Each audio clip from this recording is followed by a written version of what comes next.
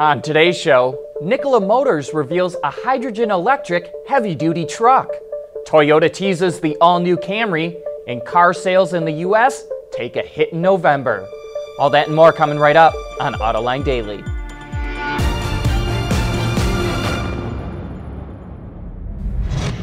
This is Autoline Daily, the show for enthusiasts of the automotive industry. Well, while everyone else is reporting that car sales shot up strongly last month in the U.S. market, we're here to tell you the opposite. On a daily selling rate basis, sales were down 4.6%, even though there were 2 more selling days in November 2016 compared to November 2015. So there were actually fewer people coming into showrooms every single day of the month. And it wasn't just in November. Over the course of the last 3 months, sales are down 1%. But for the full year, they're still up 0.1%. Total sales for last month came to 1.3 million vehicles, and the SAAR hit 17.7 million, down from 17.9 million a year ago. Amongst the full-line manufacturers, General Motors was up ever so slightly. Toyota dropped 4.1%, Ford fell more than 3%, Fiat Chrysler plummeted over 21%. The company says it's trying to get off fleet sales, but Jeep sales were down by double digits, which could be an alarming development. Honda was down 2%, and Nissan was down only 1%. The most impressive performers include Volkswagen, which shot up more than anyone else. It gained 14% thanks to strong sales of the Golf, Passat, and Tiguan. It was followed closely by Porsche. Jaguar Land Rover were up 9%, and Kia was up by 6%. Subaru and Volvo also eked out small gains. The one brand that did the worst was BMW, down a whopping 22%. In fact, that includes Mini. Take Mini out of the picture, and BMW was down nearly 25%. Something is going wrong at BMW. For the whole year, its sales are down as much as Volkswagen's, and VW could not legally sell a good chunk of their cars on its lots due to the diesel scandal. Sales of the 3 Series and 5 Series are plummeting, and BMW's SUVs are not making up the difference. We hate to say it, but when you see sales performances like this, heads start to roll. We'll have more to say about sales in the days to come, but remember, you heard it here first. Sales were down in November, not up, so ignore the happy talk that others are reporting. Still to come, a look at a new Chinese crossover designed by Pininfarina. Autoline Daily is brought to you by Bridgestone Tires, your journey, our passion. Dow Automotive Systems, advanced materials that deliver better results. And by Lear, a global leader in automotive seating and electrical systems. Italian design house Pininfarina is best known for its work with Ferrari, but for the past several years, it has turned its sights to China. In 2012, it formed a partnership with Chinese automaker Southeast Motors, and last year the two came out with their first vehicle, an SUV called the DX7.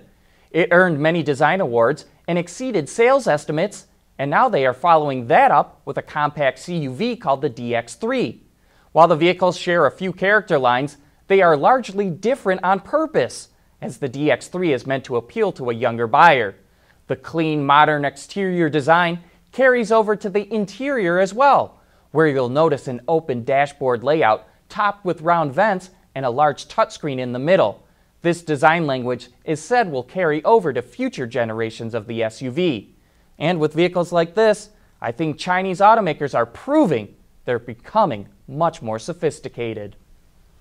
Toyota is teasing the all-new 2018 Camry ahead of its debut at the Detroit Auto Show. Based on this picture, looks like the Japanese automaker is giving the car a little more attitude, similar to what we're seeing with its other new vehicles. We'll provide a link for a live stream event if you'd like to check out the unveil for yourself. Speaking of new cars, Mercedes is showing off the convertible version of the AMG GT. In the US, the top-of-the-line C model comes with a 550 horsepower twin-turbo V8 that's mated to a 7-speed DCT. It also features a wider rear track and rear wheels, active ride control suspension, and rear axle steering with an electronically controlled locking rear differential. The base model, if you can even call it that, is no slouch either. It also comes with a twin-turbo V8 that pumps out nearly 470 horsepower and can hit 60 miles per hour in under 4 seconds. The Roadsters will hit U.S. dealers in the fall of next year. Coming up next, startup company Nikola Motors takes the wraps off a hydrogen-powered semi-truck.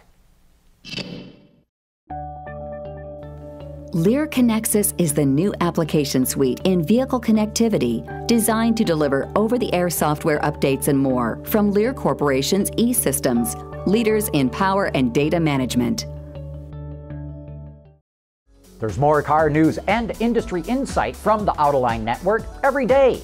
Take a moment to click that subscribe button. You'll never miss another Autoline episode.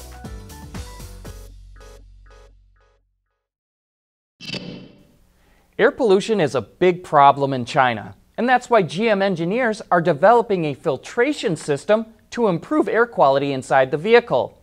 It combines a high-efficiency particulate arrestants, or HEPA filter, with an air ionizer and a monitoring system that updates the driver with real-time info about particulate matter inside and outside the car. Within 5 minutes of use, the new system can reduce harmful particulates in the car by up to 80%. After 10 minutes, the air inside the vehicle is up to 10 times cleaner than outside the vehicle. While the system is being developed in China, the company says it will make it available globally. Startup company Nikola Motors, which is based in Utah, just revealed a Class 8 semi-truck that runs on hydrogen electric power. Called the Nikola One, it's expected to have a range of 800 to 1,200 miles while pumping out 1,000 horsepower and 2,000 pound-feet of torque. Energy for its lithium-ion batteries is provided by an onboard hydrogen fuel cell. The company is currently in talks with several states to find a manufacturing location and will choose a spot in the first half of 2017.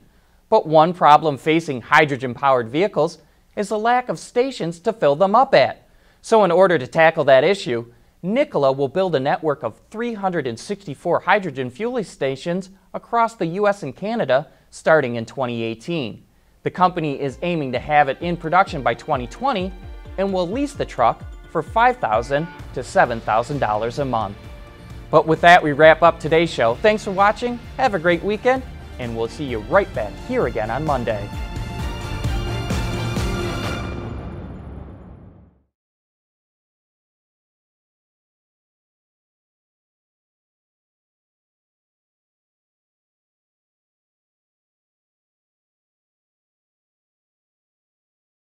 Wards is the industry leader for news, data, and analysis. That's why companies across the globe subscribe to our premium service, maybe even your own. Log in for subscriber access now, check your company's intranet for details, and rely on wardsauto.com to keep you informed.